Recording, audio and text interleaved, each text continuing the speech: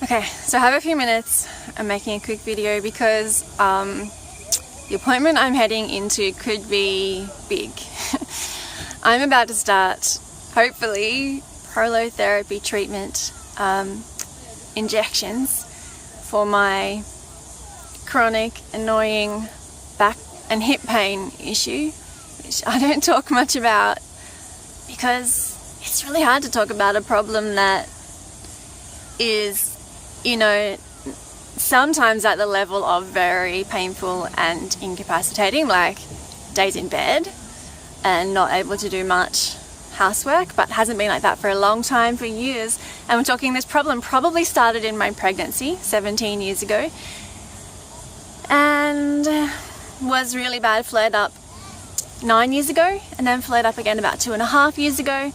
But other than that, is largely just niggly issues, like 1 out of 10 on the pain scale, sometimes flaring up to 3 or 4 out of 10 on the pain scale. And an issue that I've tried to get help for, like physio, hasn't particularly worked. Chiro, osteo, things help for a little while, but not for long. And then I teach, you know, fitness, the Praise Moves program, and I should be able to correct, you know, muscle imbalance myself and strengthen core and strengthen glutes. And it's been kind of a mystery. Kind of, when I get explanations and answers, it's mostly me being consistent at doing exercises and stretches, which is boring, so unfortunately I'm not great at it, and then didn't seem to help a great deal anyway. And sometimes I get bad advice, and sometimes contradictory advice, and I would just get fed up with it, really. But recently I found out about this thing called prolotherapy, and even my doctor didn't know about it. Why do physios not know about it? Why has no one sat me down and explained to me that, as it seems at the moment, and this doctor will probably confirm, that I have chronic pelvic instability, and that it needs not just stretching, and definitely not stretching, and not just exercises, but a careful balance of everything, getting everything right. And maybe even then it won't work. Maybe it's a problem that injections or surgery can address. And so I'm here, I'm about to head in. I already went in to make sure I was in the right place. I'm about 20 minutes from my home. This is a beautiful snapshot of Australia with the good and the bad. Nice park here. You can probably hear some insects, birds, and then some trash. But it is what it is. I'm in the vast western suburbs of Sydney, and I'm pretty glad that this doctor who can do these injections is actually not too far from my home. And one series of injections might be all I need, like one today, however many, whether they do 2, 3 or 4 spots today, I'm not sure how many actual jabs with the needle I'll get today. And then maybe, quite likely, another 1 or 2 spaced 2 to 4 weeks apart, and then, but maybe up to 6 treatments is what they say. And so we're going to find out. So I'm making this. I'm nervous because the doctor might say, oh, I don't think you need these injections at all. But my hunch is that I do need them, and that he agrees. I've already seen one of his colleagues for an assessment, and she said this is what I need. And she said this doctor is their prolotherapy expert, so let's see how it goes. Catch you later. Hey, well, the outcome is good. I am walking back to my car, and I know this is crazy, this is silly, but I'm having a bit of fun starting a video. I normally don't want anyone watching me while I'm starting a video. They'll be thinking, oh, these YouTube vloggers are everywhere. Totally is not really me, and I could pretend I'm actually on a real phone call, because I see people doing this kind of thing when they're actually talking to someone on the phone, but normally with earbuds plugged in, which I don't. But in any case, so I'm walking to my car, making a quick video while I do, because the funny thing is, it's amusing, but it's also slightly scary, because actually he said to me, he thought it might have been good if I had someone to give me a lift home, even though when I googled it, the website said you'll be fine to drive afterwards. But he said, best to get home quickly before your foot's numb. And if your foot's numb, don't drive. So, because the anaesthetic that's put in my, you know, sacroiliac joint, which you might not know where it is, but I'll explain later, it's going to spread and I might have a numb foot. So it's roughly 20 minutes drive home, maybe less. And if I can't drive because my foot's numb, I'll stop part way and call hubby. So I'm back at my car. Look at my car. My car might not survive much longer. It's a Mazda bubble car. It's more than 20 years old, and it's probably not going to make it past the next rego check. Sad but true, it's been a good faithful car for me for 10 years now, half its life. It's been a good one. Well, see you later. So I haven't been home long, I don't know, 10-15 minutes, and prolotherapy was finished just an hour ago. I made it home, no dramas, no numb foot. I can still feel my foot. And I made it home in less than 20 minutes. But, you know, Google estimates always generous estimate for time. So, I think I'm going to make a proper, like, wrap-up video of this to explain things a little bit later when I've collected my thoughts and I can give you a kind of proper summary. But wanted to let you know I'm home fine and I'm going to chill for a bit and have a snack. I don't particularly need to lie down and rest, but mostly I feel like it because that around my SI joint is at the, in case you still don't know where it is, that I explained before, hip, pelvis, lower back, it's all that region. What they say after prolotherapy is it's likely to just feel full. The area feels full because they've injected solution, and I asked him how much, and he said 6 mils of glucose at a 50% solution. So I think that means 12 mils total, less than a tablespoon of the glucose solution, plus also anesthetic. And he did 2 spots, two local anesthetics and 2 of the glucose solution.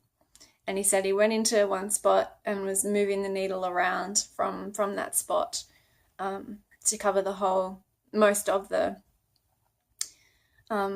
ligament that spans the sacroiliac joint on just one side this time. I'm starting to get into the full explanation, which I said I wouldn't, but I wanted to give you the lowdown as to how I am right now, which is the spot just feels a tiny bit achy, but also that weird kind of maybe numb feeling. And so I'm going to chill and probably should check that we have like Panadol or something, because I don't normally take pain relief. One of the websites I consulted said most people don't really need pain relief, but I don't want to be in a lot of pain and miserable later. And I can't take Nurofen type of stuff. I can't take anti-inflammatories, so I'm not sure that we have something ordinary, just an ordinary analgesic in the house. For when the anesthetic wears off completely. So for now, I'm all good. I'm really happy he said yes. And probably it for now. Alrighty, part 4. So it's been a bit over an hour since I made part 3. I've got a plan. So, what's my back issue? The back issue is with pelvic instability, the whole pelvis being unstable, and the doctor kind of concluded, it's hard to know exactly what's going on, but concluded it's come from my hyperflexibility. I have some joint hyperflexibility, just genetics, and then pregnancy can, because it does loosen all the ligaments, can lead to ongoing issues. And then also all the years I spent with anorexia nervosa, where I was under-eating, underweight, and that really didn't help. And then around 9 years ago, when I was doing too much, because I was underweight, undernourished, and doing too much, like carrying my son, who was like 7 at the time, kind of a silly thing to do, and lawn mowing, and overstretching was the other thing I did that really irritated it, all in the same space of time, and it was really sore then for a while. Like, it kind of hurt too much to do the dishes because you're standing and leaning slightly. That was too much. It was really painful to get up to sit, to go from sitting to standing, painful to sneeze, very painful. And my chiropractor, who's also an osteopath at the time, she was a cool lady. She said that it's that I had injured my sacroiliac joint. And so that was a clue I had. I knew that it was sacroiliac joint, and that's the joint that connects, is really the connection point between your upper body and your lower body, which is why it's very important. It's a bone-to-bone joint. So the bone-to-bone joint is the sacrum and the iliac, hence sacroiliac joint. Sacrum at the base of the spine, connecting to the iliac of the pelvis, and that's where forces are transferred between the upper body and the lower body, and it's a joint that's supposed to be able to move a little bit, but not much. And when it moves too much, that's when you get hypermobility and instability of the pelvis. And then when you challenge that joint too much, the joint knows that there's too much mobility there. To protect itself, it tightens up all the muscles around, and then you get ongoing problems from there. And then again, it was really bad 2.5 years ago when I went to Ghana and South Africa and was teaching in Ghana and also dancing, and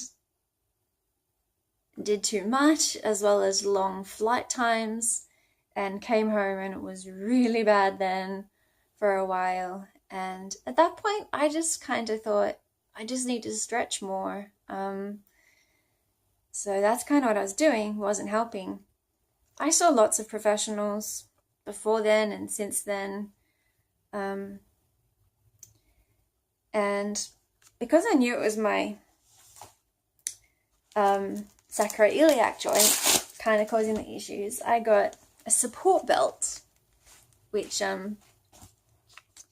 just got the sense I knew I needed support if that was the issue. So I ordered myself that first one online. I since got a second one, different type but similar. Well, I mentioned it, might as well show you. It's in a bit of a mess. So I would wear those the past 1.5 years. I think I've had those, and I would wear them most days for a good chunk of the day, depending what I'm doing. And the belts definitely help, but not completely. And lost my flow, what I was saying. But yeah, so I've had the pain coming and going noticeably for 9 years, and it's not incredibly bad pain. I think if I had really bad pain that was like excruciating a lot of the time and really kept me immobile, I probably would feel more able to tell people I have chronic pain and whinge about it more. Or but because it's relatively subtle and comes and goes, and I've had the experts tell me I just need to exercise or stretch this way. I kind of felt like it was my own fault for not properly following their advice. So I had a lot of confusion, and I didn't necessarily understand the issue myself, so I didn't talk about it a lot. I didn't tend to tell people when I was in pain, not even my husband.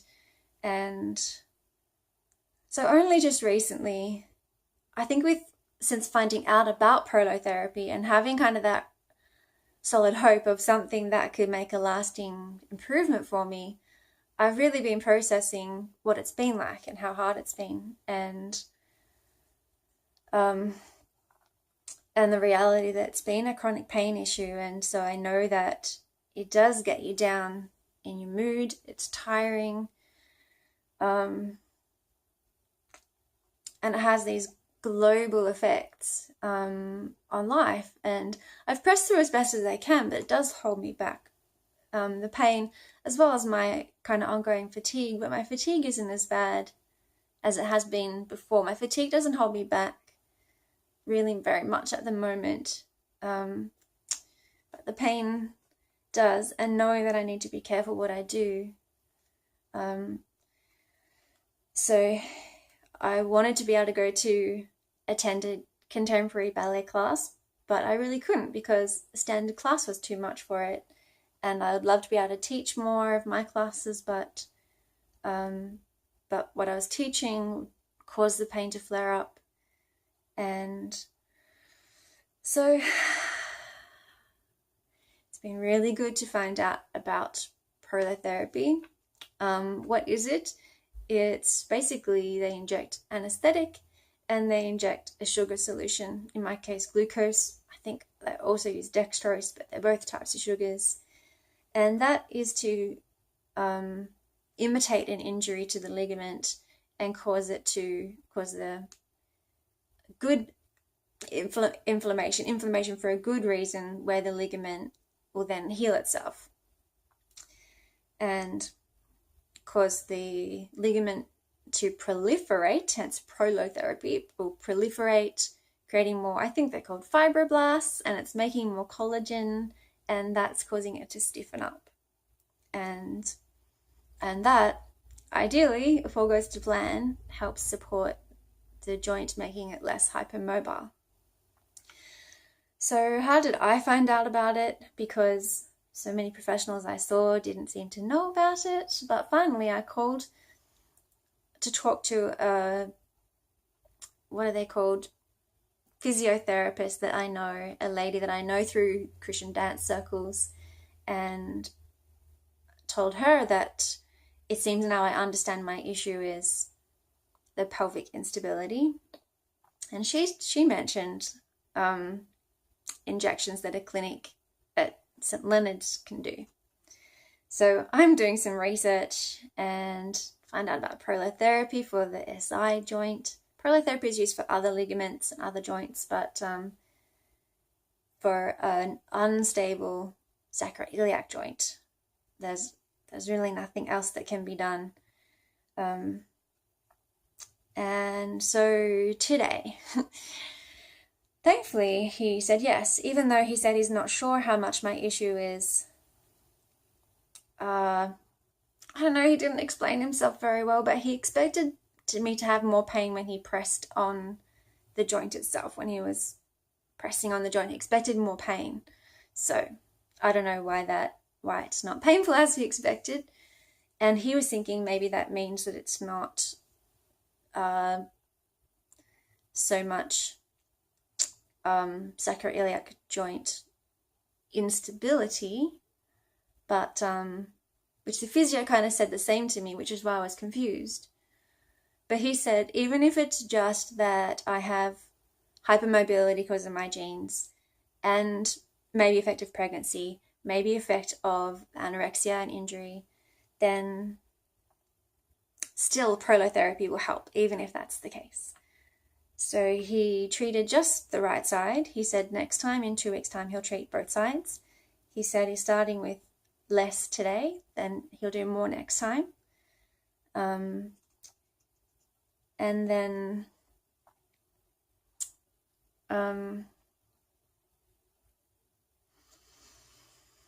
Breathe.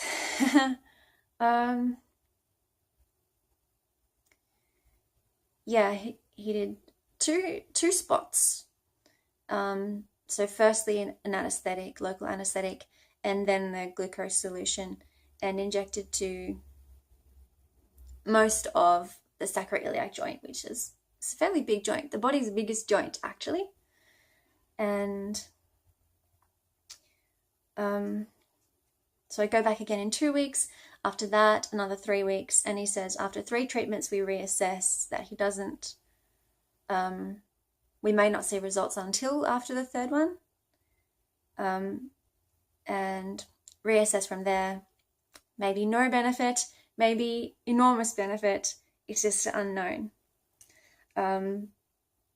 What do I have to do now straight afterwards? They still want you to move around, but not too much.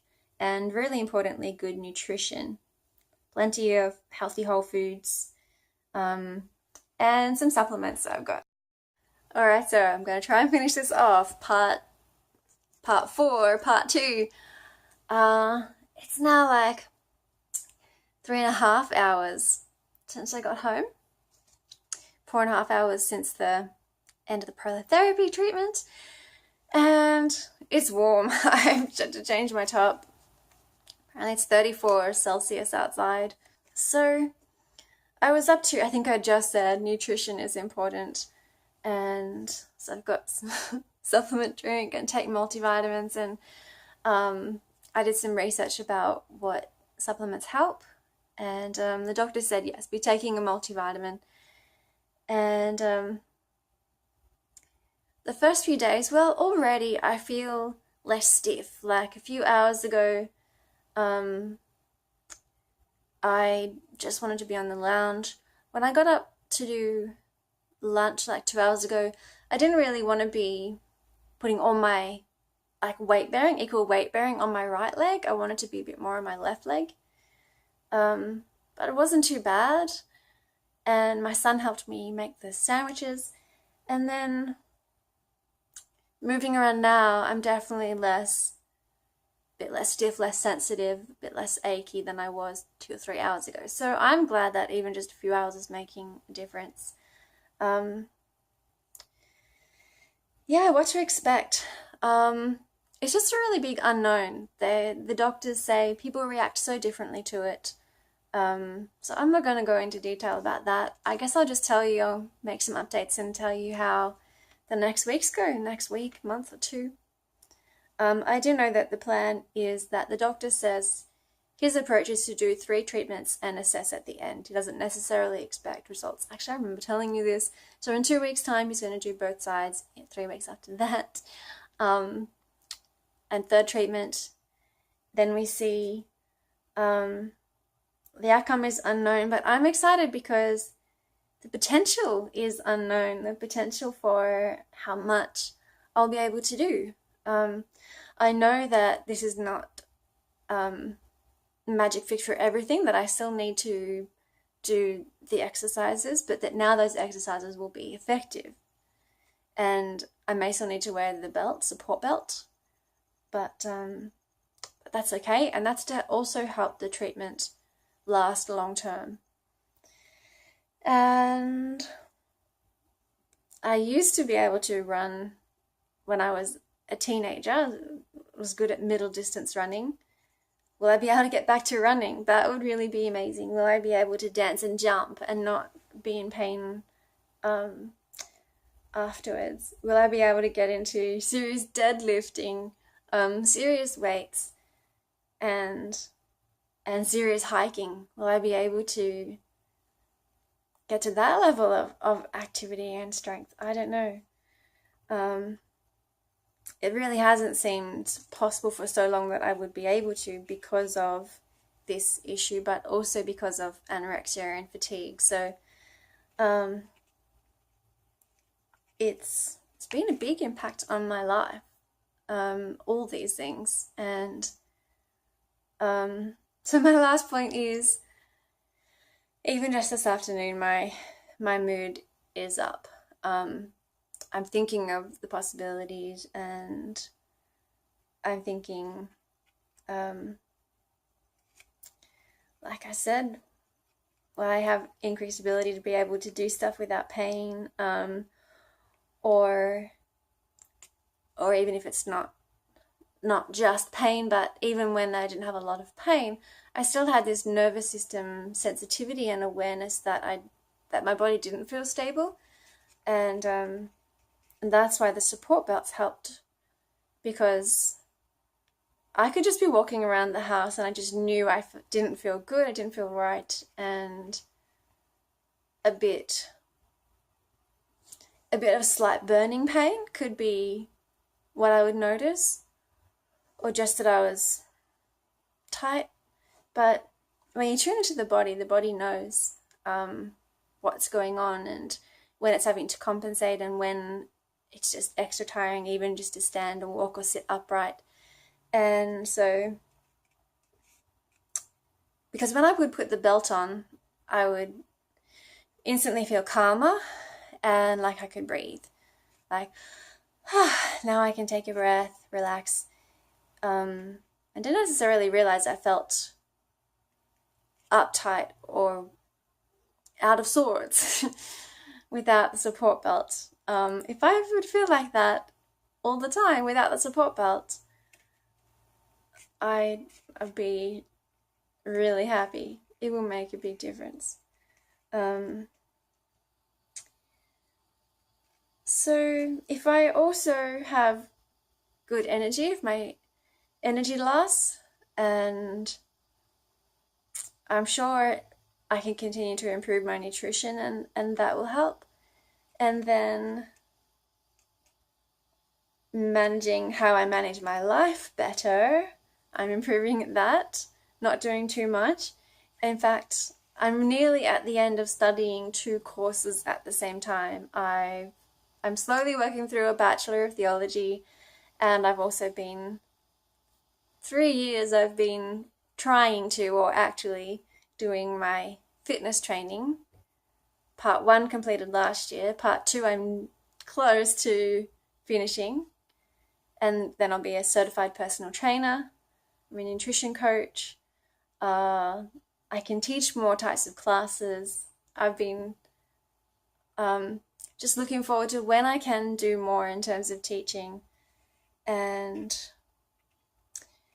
so that is exciting. It's a good phase of my life. It's only a few weeks until my 40th birthday, and my last note is, oh yes, and if I also actually do a good movement program, like, while I can't do a lot during prolotherapy treatment, I do know that what is good to do is to continue to get treatments like chiropractor, osteo, and massage, like trigger point therapy or myofascial release, which I know techniques of self myofascial release and mobilizers, and just that good gentle exercise where I'm learning to be more gentle on myself when I move, to keep my body within comfort zone and not to feel like a good exercise session is pushing myself.